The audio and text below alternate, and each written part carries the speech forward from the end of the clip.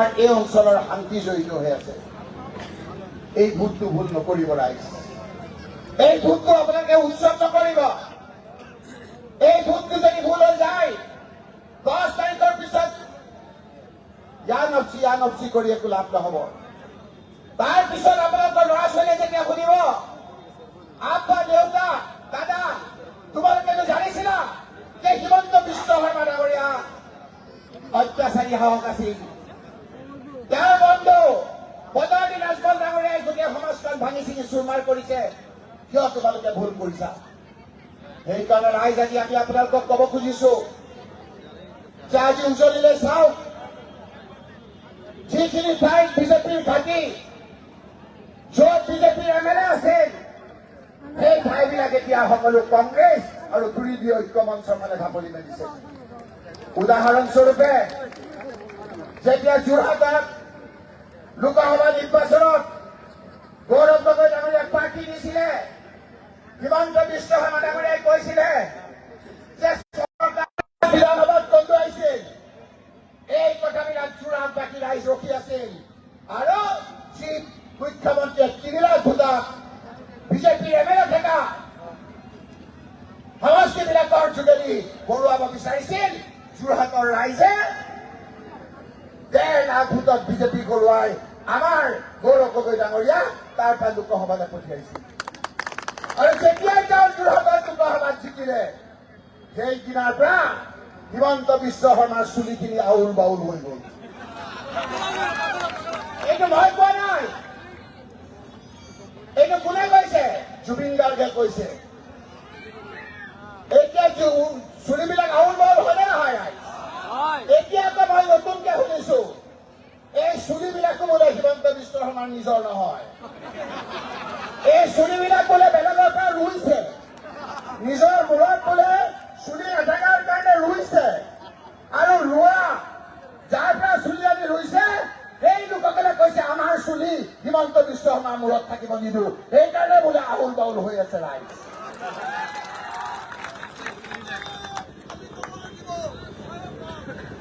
সেইকাৰণে ৰাইজ যেতিয়া হিমন্ত বিশ্ব শৰ্মা ডাঙৰীয়াই উজনি অসমত তেওঁৰ যিসকল সমৰ্থনকাৰী আছিল, যিসকলে অনাস্থা আনিলে, আহুমান বজাই তেওঁ লগ এৰিলে, মৰাণ মতকে তেওঁ লগ এৰিলে, টিগৰৰ মানুহে যেতিয়া লগ এৰিলে, যেতিয়া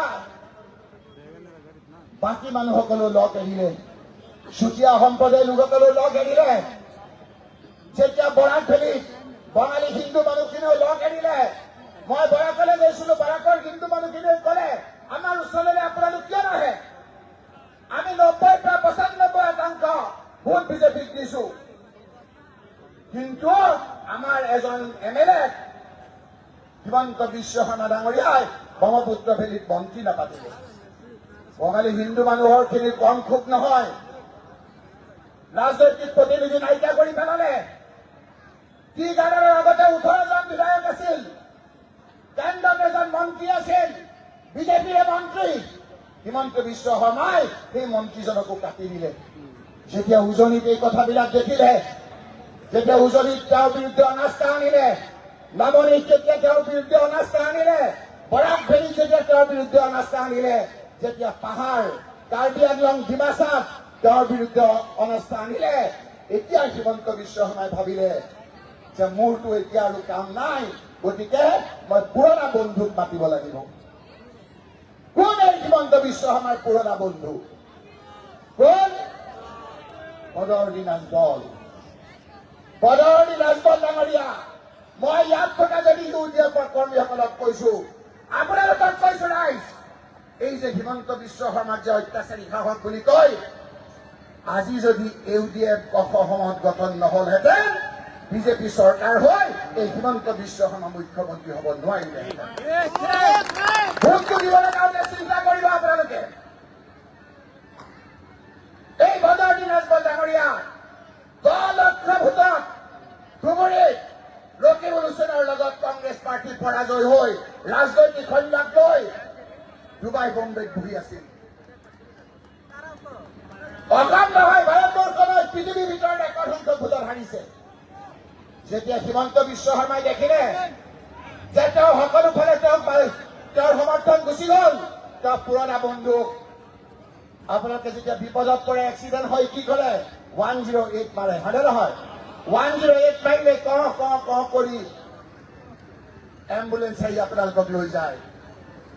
এতিয়া হিমন্ত বিশ্ব শৰ্মাই 108 মাৰি বদৰুদ্দিন আজমলক কৈছে, আপুনি আহক, মোক অলপ সহায় কৰক। এই কথাখিনি মই কোৱা নাই, হিমন্ত বিশ্ব শৰ্মাই নিজেই কৈছে, মই আপোনালোকক দেখুৱাই দিম।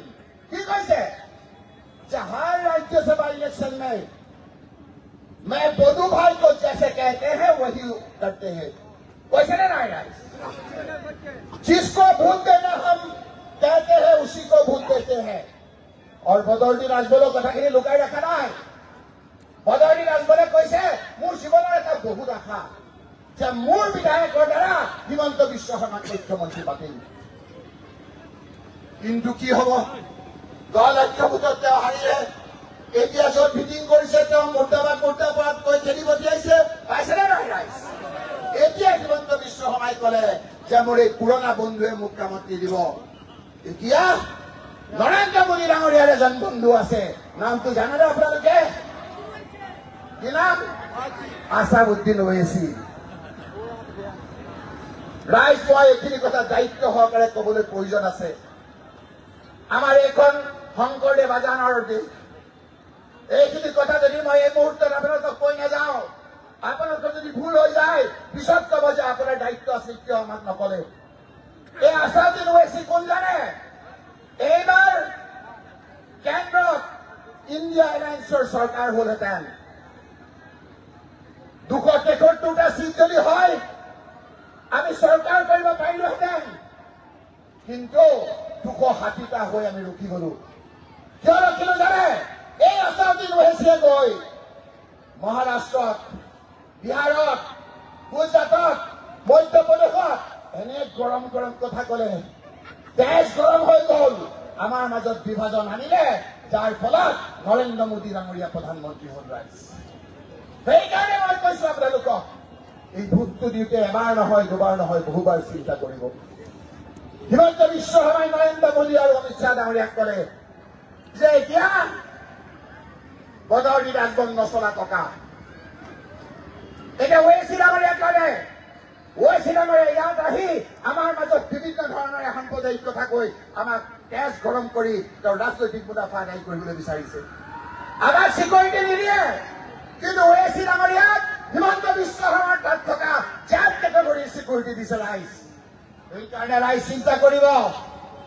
ওৱেইচি ডাঙৰীয়াক আমি কৈছো, এইখন ইউপি নহয়, এইখন ৰাজস্থান নহয়, এইখন গুজৰাট নহয়, এইখন মধ্যপ্ৰদেশ নহয়, এইখন শংকৰ আজানৰ মিলন ভূমি অসম ৰাজ্য। আপোনাৰ এই বিভ্ৰান্তিক কথাবিলাক ৰাইজে জ্ঞান নকৰে। ৰাইজ, সেইকাৰণে মই ৰাইজ আপোনালোকক সাৱধান বান্ধি ধৰিছো, এটা ভোট যদি আপোনালোকে UDFক দিয়ে, এটা ভোট আপোনালোকৰ কংগ্ৰেছৰ নষ্ট হব, তাৰ মানে 2টা ভোট আপোনালোকে বিজেপিক দিয়া হব। ৰাইজ, এই হাতেৰে আপোনালোকে বিজেপিক ভোট দি হাতত থকা কুটাৰখন মাৰিবনে নাপাৰে ভৰি, সেই কথা চিন্তা কৰিব। দিবনে ৰাইজ UDFত? দিবনে ৰাইজ আপোনালোকে?